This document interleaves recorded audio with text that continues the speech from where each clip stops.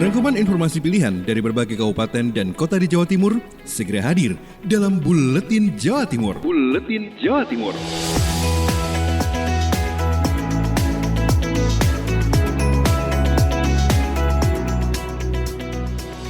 Hai, salam jumpa sahabat. Kembali hadir Buletin Jawa Timur untuk edisi hari ini, Selasa 7 Juli 2020. Bersama saya, Yuli Anissa. Perdana ada Kuswatun Anissa dari Pradia Suara Tuban. Ketersediaan alat jadi kendala pelaksanaan rapid test massal. Wakil Bupati Tuban Nurnar Hussein menanggapi masukan Komisi 4 DPRD Tuban berkaitan dengan pelaksanaan rapid test secara massal di wilayah setempat. Wabu menyampaikan jika rencana pelaksanaan rapid test secara massal saat ini memang belum bisa dilakukan. Alasannya, ketersediaan alat rapid berkualitas sangat terbatas. Pemkab Tuban tidak ingin membeli alat rapid test berkualitas rendah yang banyak tersedia, sebab dikhawatirkan hasilnya kurang tepat. Sementara untuk alat rapid dengan kualitas bagus, ketersediaannya sangat terbatas dan tidak mudah diperoleh, sehingga pelaksanaan rapid test sementara ini difokuskan pada klaster COVID di Kabupaten Tuban. Rapid massal ini boleh, bisa, tapi ditata betul gitu, karena kita harus menyiapkan alat rapid testnya. Alat rapid testnya sampai hari ini kan tidak bisa kita membeli secara bebas, ada uang, ada barang yang berkualitas loh ya. Jadi alat rapid yang kualitasnya, akurasinya tinggi, jangan yang asal-asalan. Kalau di bawah 30% lah malah membingungkan kita semua. Diketahui, Pemkab Tuban telah menganggarkan dana sebesar 9 miliar rupiah untuk pelaksanaan rapid test terhadap 25.000 orang. Namun saat ini baru terserap untuk 7.000-an orang. Kuswatun Anissa, Pradia Suara untuk Buletin Jawa Timur. Disusul ada Suara Pasuruan, Sofia Latif mengabarkan pelayanan Tera dan Tera Ulang di Kabupaten Pasuruan tetap berjalan di tengah pandemi COVID-19. Meski di tengah pandemi, pelayanan Tera dan Tera Ulang di Kabupaten Pasuruan terus berjalan. Bahkan perolehan retribusi dari kedua jenis pelayanan ini ditargetkan bisa tercapai sebelum akhir tahun. Untuk target retribusi pelayanan Tera dan Tera Ulang tahun ini sebesar 450 juta rupiah dan hingga akhir Juni atau di semester awal, retribusi meteorologi mencapai 233 juta rupiah. Lebih lanjut, Emi Iriana, pelaksana tugas PLT Kepala Bidang Meteorologi Dinas Perindustrian dan Perdagangan Kabupaten Pasuruan, kepada Emil Akbar, reporter Suara Pasuruan mengatakan, pelayanan Tera maupun Tera Ulang seperti di SPBU, Jembatan Timbang hingga perusahaan di wilayah Kabupaten Pasuruan diadakan dengan tetap memperhatikan protokol kesehatan. Nah, sampai sejauh ini, dari semua pelayanan Tera dan Tera Ulang, hanya sidang Tera di pasar yang ditiadakan. Di pelayanan Tera yang sifatnya sidang Tera di pasar-pasar itu aja yang kita pending dulu karena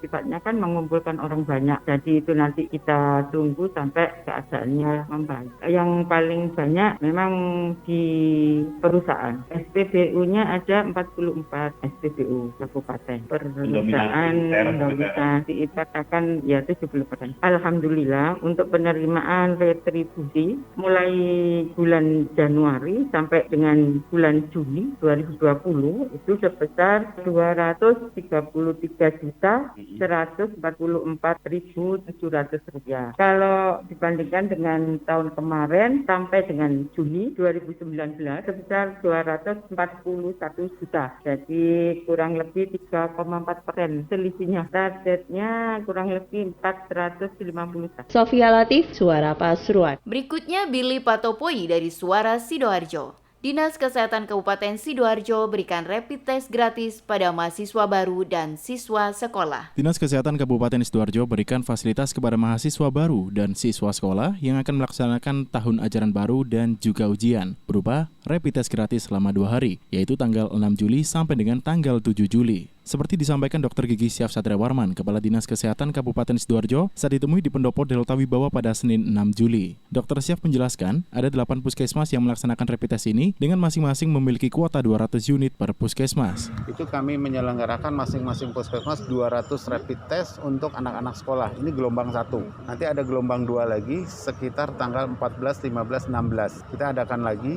untuk mereka yang ujian tanggal 20 atau tanggal 21. Nah, itu kita cukupi. Persyaratannya kalau dia rapidnya reaktif, maka dia harus istirahatlah di rumah seminggu. lihat gejalanya. Kalau dia tidak ada gejala, boleh dilanjutkan, boleh minta surat keterangan sehat.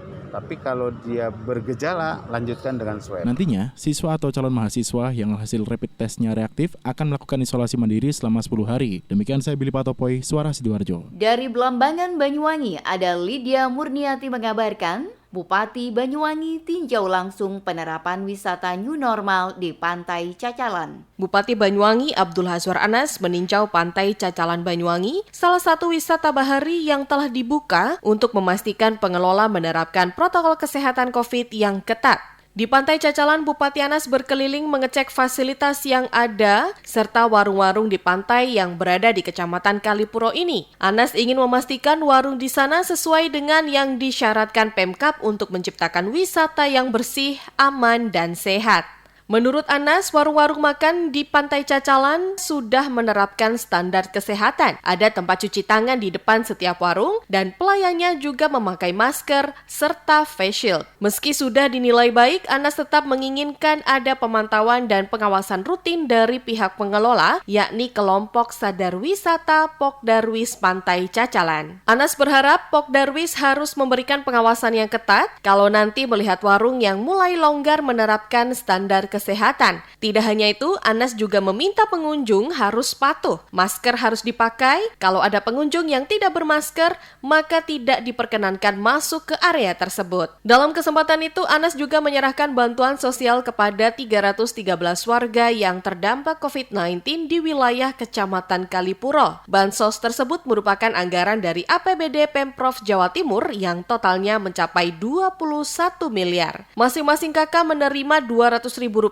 dan akan diberikan selama 3 bulan. Suara Madiun, ada Amanda mengabarkan, Dinkes KB Kota Madiun dan Duta Genre bagikan masker dan face shield. 1.000 masker dibagikan Dinas Kesehatan dan Keluarga Berencana Kota Madiun kepada para pedagang di pasar tradisional. Aksi sosial itu sebagai wujud kepedulian dan upaya pencegahan penularan COVID-19.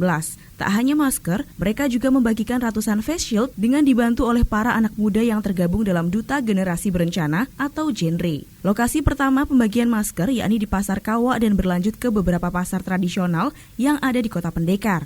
Physical distancing tetap diterapkan dalam kegiatan tersebut. Menurut Kepala Dinkes KB, Agung Sulistiawardani, kegiatan ini merupakan wujud kepedulian terhadap para pelaku ekonomi, khususnya para pedagang yang ada di pasar tradisional. Hal ini agar para pelaku ekonomi kerakyatan tetap produktif sekaligus aman, serta dapat menekan angka persebaran COVID-19. Amanda, Suara Madiun. Ninda Olivia dari Persada FM. Percepatan penanganan COVID-19, Pemkab Blitar operasikan alat PCR untuk uji swab pertama di Blitar. Pemerintah Kabupaten Blitar telah mengoperasikan alat Polymerase Chain Reaction atau PCR di RSUD Ngudi Waluyo-Lingi. Alat PCR ini mampu menentukan status pasien positif atau negatif dalam kurun waktu 1 jam. Bupati Blitar Yanto memberikan apresiasi hal ini karena di tengah penyebaran COVID-19 bisa memiliki alat PCR, bahkan peralatan ini masih pertama di Blitar Raya. Menurut Bupati, sebelumnya jika ada pasien reaktif sampel swab tes COVID-19 harus dibawa ke Malang ataupun Surabaya dan membutuhkan waktu 10 hari untuk mengetahui hasilnya. Sehingga dengan adanya alat PCR dapat meningkatkan pelayanan kesehatan, terutama mengetahui secara cepat masyarakat yang terpapar virus corona. Hari ini saya melihat teman-teman rumah sakit umum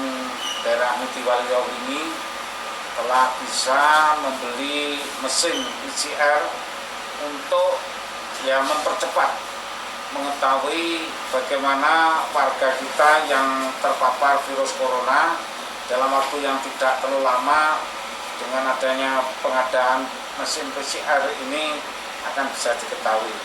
Bupati Rianto menambahkan alat PCR yang dimiliki oleh RSUD Ngudi Waluyo-Lingi ini mampu memeriksa 250 sampel swab test dalam sehari. Diharapkan upaya tersebut bisa memutus rantai penyebaran virus corona. Ninda Alivia, Radio Persada FM Blitar. Lanjut dari Suara Ngawi, ada Henti Ludiana. Ritual jamasan pusaka tetap dilaksanakan sesuai protokol kesehatan. Dipastikan jalannya rangkaian Hari Jadi Ngawi ke-662 tidak seperti tahun-tahun sebelumnya. Mengingat dengan adanya pandemi COVID-19, tentu saja segala protokol harus diterapkan saat masuk tahapan sosialisasi new normal. Suyanto, Sekretaris sekaligus PLT Bidang Kebudayaan Dispar Porangawi mengatakan, berhubung di tengah pandemi, maka rangkaian acara perayaan yang biasa dilakukan pada tahun-tahun sebelumnya seperti panggung hiburan, perlombaan, sampai dengan ziarah makam dan upacara peringatan Hari Jadi Ngawi sementara ditiadakan. Sedangkan untuk acara sakral jamasan pusaka dan malam tirakatan tetap diadakan dengan protokol kesehatan yang ketat. Untuk tamu undangan, pelaku seni, dan panitia yang datang langsung cuci tangan, menggunakan masker dan sarung tangan, serta diadakan pemeriksaan suhu tubuh dengan termograf. Acara yang akan berlangsung di Pendopo Widya Graha Pemkab Ngawi tersebut dengan total undangan hanya setengah kapasitas pendopo, yaitu 50 orang saja. Sedangkan untuk waktunya akan dibuat seminimal mungkin Senin 6 Juli 2020 dimulai jam 8:30 pagi sampai 10.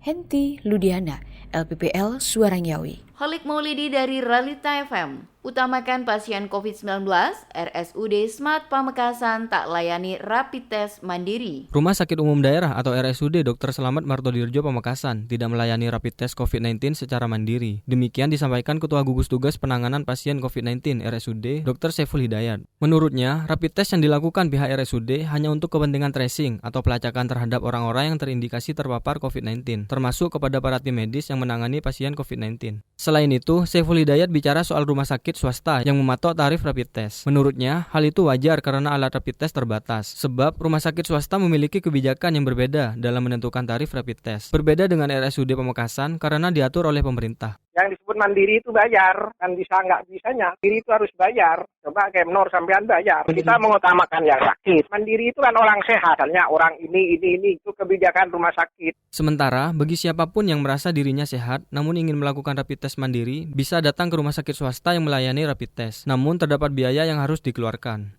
Holik Maulidi, Realita FM Pamekasan. Agustin Merdekawati dari Ersal Nganjuk. Ruang isolasi rumah sakit penuh. Terus bertambahnya kasus COVID-19 di Kabupaten Nganjuk membuat ruang isolasi di 2 rumah sakit di Kabupaten Nganjuk penuh. Hanya rumah sakit darurat Empu Sendok yang masih bisa menampung puluhan pasien. 2 rumah sakit ruang isolasinya penuh adalah Rumah Sakit Bayangkara dan Rumah Sakit Umum Daerah Kertosono. Direktur Rumah Sakit Bayangkara AKBP DRG Dwi Miyarsi mengatakan, total ada 15 ruang isolasi di rumah sakit milik Polri sudah terisi penuh. Selain pasien positif juga ada pasien dalam pengawasan, orang dalam pemantauan, dan orang tanpa gejala. Dikatakannya sebenarnya ruang isolasi di Rumah Sakit Bayangkara hanya 1 dan selanjutnya manajemen melakukan renovasi hingga bisa bertambah menjadi 3 ruangan. Dalam kondisi outbreak seperti saat ini, Rumah Sakit Bayangkara memanfaatkan beberapa ruangan untuk isolasi agar bisa menampung pasien. Sehingga total ada 15 ruang yang dioperasionalkan dan sudah penuh. Tidak hanya Rumah Sakit Bayangkara, sebanyak 16 ruang isolasi di Rumah Sakit Daerah Kertosono juga sudah penuh. Dari Agustin Merdekawati, Suara Anjuk Ladang Anjuk. Berikutnya RGR FM Tulungagung, ada Mega Kristi bawa kabar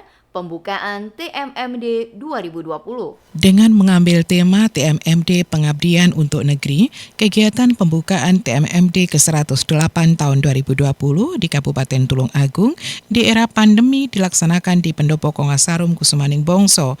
Dimulai dengan laporan Komandan SSK TMMD ke-108 tahun 2020, Kapten Infanteri Dwi Hari Sulistyo, bahwa program operasi bakti TNI yang dilaksanakan Kodim 0807 Tulung Agung bertujuan membantu pemerintah dalam meningkatkan kesejahteraan masyarakat melalui pembangunan yang bersifat fisik maupun non-fisik dan memantapkan kemanunggalan TNI dengan rakyat dalam rangka siapkan rakyat yang tangguh.